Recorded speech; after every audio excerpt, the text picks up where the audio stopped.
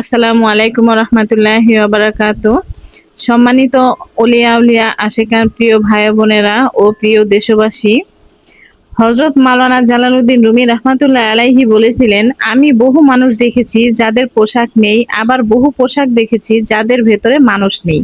তেমনি একটি নজরবিহীন ঘটনা ঘটে গেল আমাদের সোনার বাংলা রাজবাড়ী গোয়ালন্দ রাজশাহীতে।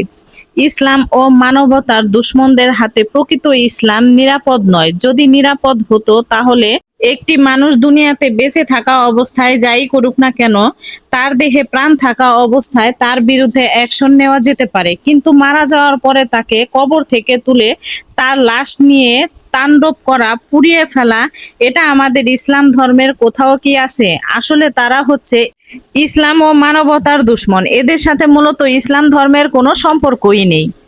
এদের জন্য অবশ্যই আল্লাহ তাআলার পক্ষ হতে কঠিন যন্ত্রণাদায়ক শাস্তি অবধারিত হয়ে গেছে দুনিয়া ও আখিরাতে। পাক পাঞ্জাতন ও বিশ্ব মানবতার জয় হোক। 23শে আগস্ট নুরা পাগলা মারা যায়।